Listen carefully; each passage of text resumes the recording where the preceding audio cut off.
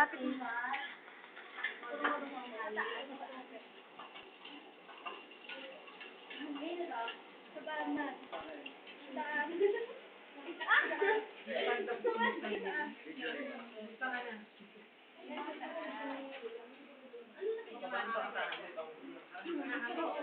After that, put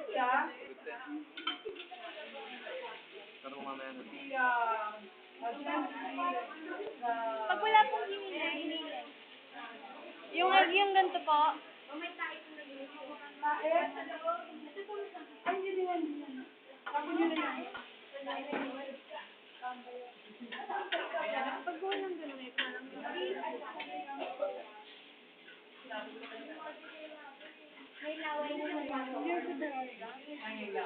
Let it brown, ha? Let it brown. Kasi pag hindi na brown,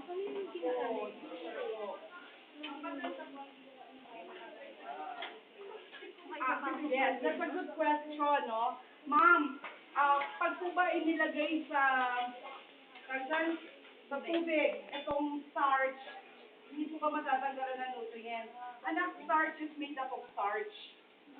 So chances are, hindi siya ganun agad-agad na nasisira. Kaya nga siya yung pangalawa natin ilalagay kasi matagal siyang maluto. may nilagyan naman ba? I-prito lang natin konti. Ano lang?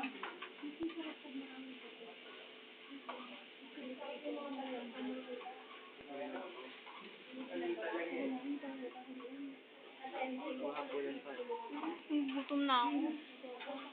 Dito pa rin kumakain. Dito po.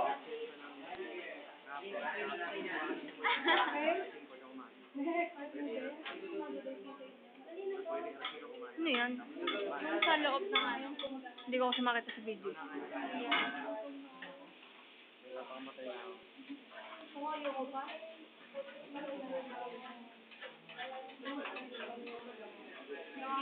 Okay? Panlasa ko lang dyan is actually your Patis.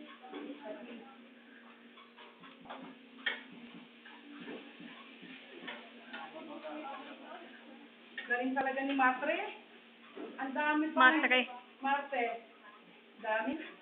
Wala. Mamaya na po na talaga, I did my best. You did my best. But your best is not enough.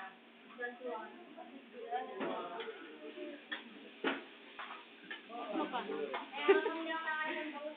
So, walang anything, no? Walang anything. Ilang manonood?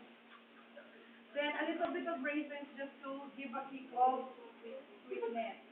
Kasi Filipino dishes are known for a kick of sweet.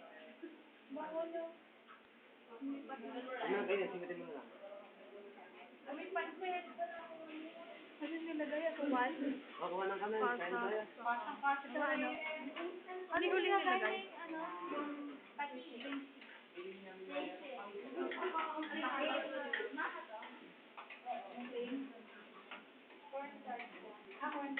Facebook yan ah.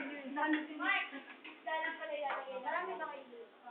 Everlink, para naman sa dito. Sa Facebook yan, hindi pa magkaroon lang. Ay, ganahan na yun. water lang, para lang matanggal yung... Ano kaya sa ilalagay? 14 ako. Yes, no?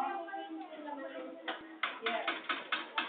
Pero dahil si Matre, ang daming sinek, kitang-kita ang sinek. Ayun mo! Meron pa! Lemon sila talaga yan.